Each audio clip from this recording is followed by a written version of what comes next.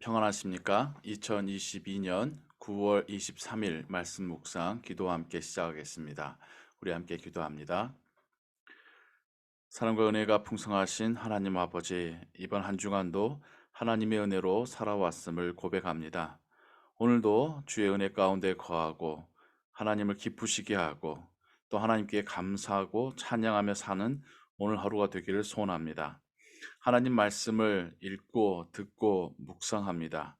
그 말씀이 우리 발걸음에 등불 되시기를 원합니다. 그 말씀 의지하여 또한 기도합니다.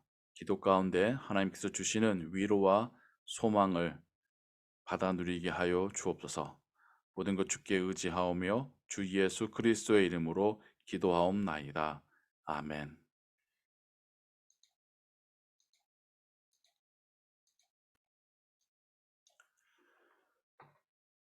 오늘 우리가 함께 읽을 성경은 빌립보서 1장과 2장입니다. 이 시간에는 빌립보서 2장 1절에서 11절까지의 말씀, 특별히 사도 바울이 그리스도의 겸손에 대하여서 우리에게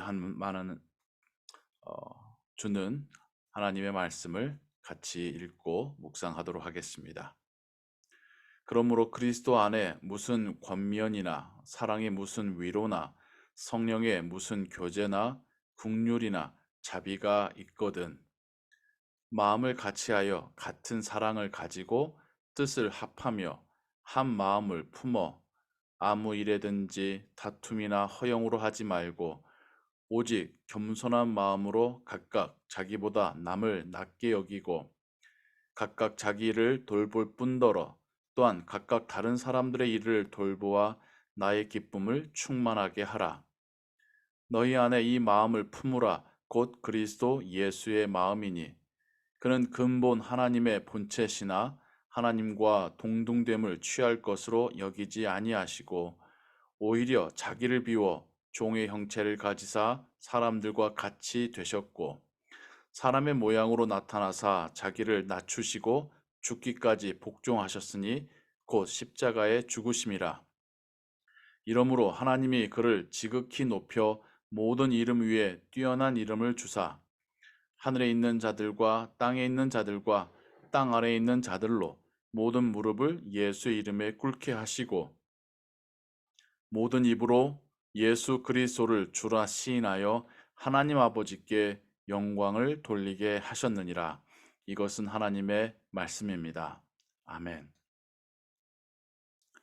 사도 바울이 골로새 교회를 향하여 빌립보 교회를 향하여 쓴 편지의 한 부분입니다. 사도 바울은 빌립보 교회에게 그리스도의 겸손을 배우라라고 말하고 있습니다. 그리스도 안에서 어떤 권면을 할 때에든 사랑 가운데 위로를 할 때에든 또 성령 안에서 교제를 할 때에든 긍휼을 베풀거나 자비를 베풀 때든지 그 모든 상황 속에서 그리스도의 겸손이 있어야 된다라고 말합니다. 권면하지만 겸손하지 않고 위로하지만 겸손하지 않고 교제를 하고 있지만 겸손하지 않고 긍휼과 자비를 베풀어도 겸손의 마음이 없다면 거기에 하나님의 역사하심이 나타날 수 없다는 것이죠. 겸손이 없다라는 것은 인간의 의가 나타나고 교만함이 나타나게 된다라는 의미겠지요. 그래서 그리스도의 겸손으로 권면하고 교제하고 긍휼과 자비를 베푸는 것은 무엇일까? 2절부터 설명하기를 마음을 같이하여 같은 사랑을 가지고 뜻을 합하며 한 마음을 품으라라고 말하고 있습니다. 같이라고 하는 단어가 자주 나오고 있지요. 하나라고 하는 의미도 한 마음의 하나라는 의미도 같이란 뜻과 같은 의미이겠죠. 즉 우리가 속한 교회라고 하는 그 신앙 공동체 안에서 나만이 뛰어나거나 또 나만이 다르다거나 또 나의 뜻이 다른 사람들보다 더 낫다라고 생각하는 그런 마음을 품지 말라라는 것입니다. 같은 마음, 같은 사랑, 같은 뜻으로 권면하고 교제하고 긍휼을 베풀고 위로하라라고 말하고 있는 것이죠. 아무 일에든지 다툼이나 허영으로 하지 말고, 다툼과 허영은 겸손이 없기 때문에 생기는 것이라는 겁니다. 두 사람이 왜 다투게 됩니까? 두 사람 다 겸손함으로 자신을 낮추지 않기 때문에 결국 다투게 되는 거 아니겠습니까? 허영도 마찬가지입니다. 허영이 있는 마음에는 겸손이 없습니다. 허영은 자기 자신에게 빠져 있는 나르시시즘입니다. 겸손한 자는 결코 자기의 나르시시즘을 가질 수가 없습니다. 오직 겸손한 마음으로 각각 자기보다 남을 낫게 여기라 라고 당부하고 있습니다. 겸손함으로 다른 사람을 존중하고 그의 말에 귀를 기울인다면 다툼이 일어날 수가 없겠지요. 남을 나보다 낫게 여길 뿐만 아니라 각각 자기를 돌볼 뿐더러, 즉 자기가 맡은 일만 더 열심히 잘하란 뜻입니다. 오지랖으로 다른 사람 일까지 간섭하고 다른 사람의 일을 주장하고 지시하고, 이런 것들은 겸손하지 못한 모습이라는 것이죠. 또한 각각 다른 사람들의 일을 돌보아 나의 기쁨을 충만하게 하라. 여기서 다른 사람들의 일을 돌본다는 것은 다른 사람들의 일도 섬길 수 있는 마음 자세를 가지라는 의미이겠습니다. 너희 안에 이 마음을 품으라. 곧 그리스도 예수의 마음이니. 그리스도의 겸손의 마음을 품으라는 뜻이죠. 주님이 어떻게 겸손하셨는지가 6절부터 나옵니다. 근본적으로 하나님과 동질의 본체를 가지셨으나, 하나님과 동등하셨으나 그 동등함을 취하지 않고 오히려 자신을 비우시고 낮추셔서 종의 형체를 가지셨고, 그것이 사람들과 같이 되신 성육신이었고요. 사람의 모습으로 나타나셨을 뿐만 아니라 자기를 낮추셔서 죽기까지 복종하심으로 십자가의 죽으심이 예수님의 그리스도의 겸손의 최절정이다라는 뜻입니다.